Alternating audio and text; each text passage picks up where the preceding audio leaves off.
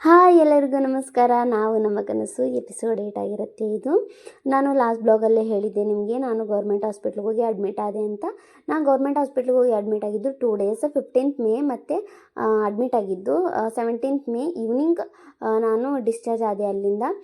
Discharge ಆಗೋಕ್ಕಿಂತ ಮುಂಚೆನೇ ನನಗೆ ಗೊತ್ತಾಗಿತ್ತು ಏನಂತಂದರೆ, ಇಲ್ಲಿ 2-3 ಡಾಕ್ಟರ್ಸ್ ಎಲ್ಲ ತೋರಿಸಿದ್ರೆ ಯಾರೂ ಕ್ಲಾರಿಟಿ ಕೊಡಲ್ಲ. ಒಂದು 3-4 ಜನ ಬಂದು ಚೆಕ್ ಮಾಡಬೇಕು. ಒಬ್ಬರೇ ಡಾಕ್ಟ್ರು ಗೌರ್ಮೆಂಟ್ ಹಾಸ್ಪಿಟ್ಲಲ್ಲಿ ಏನನ್ನೂ ಹೇಳೋದಿಲ್ಲ.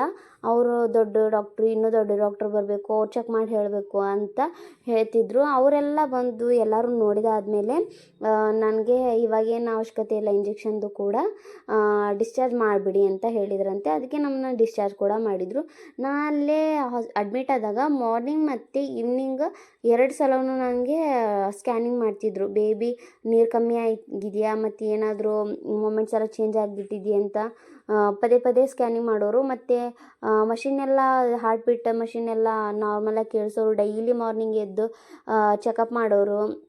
ಬಿ ಪಿ ಶುಗರ್ ಹೇಗಿದೆ ಅಂತ, ಬಿ ಪಿ ಹೆಂಗೆಲ್ಲ ಐತೆ ಅಂತ ಚೆಕ್ ಮಾಡ್ತಿದ್ರು ಡೈಲಿ ಮಾರ್ನಿಂಗು.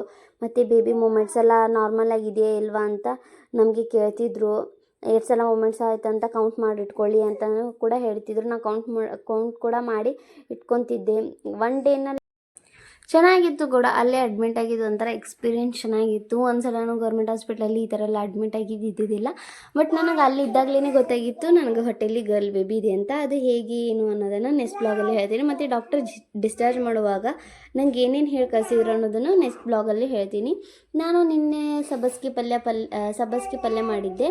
ಅದು ತುಂಬ ಚೆನ್ನಾಗಿ ಬಂದಿತ್ತು. ಅದಕ್ಕೆ ಒಂದು ವಿಡಿಯೋ ಮಾಡಿಕೊಂಡು ಹಾಗೆ ನಿಮಗೂ ಕೂಡ ತೋರಿಸಿದ್ರೆ ಆಯಿತು ಅಂತ ಅಂದ್ಕೊಂಡಿದ್ದೆ. ಸೂಪರಾಗಿತ್ತು. ನೀವು ಟ್ರೈ ಮಾಡಿ ರೆಸಿಪೀಸ್ನೆಲ್ಲ ಏನೇನು ಯೂಸ್ ಮಾಡಿದ್ದೀನಿ ಅನ್ನೋದನ್ನು ಕಮೆಂಟ್ನಲ್ಲಿ ಪಿನ್ ಮಾಡಿರ್ತೀನಿ, ಚೆಕ್ ಮಾಡಿ.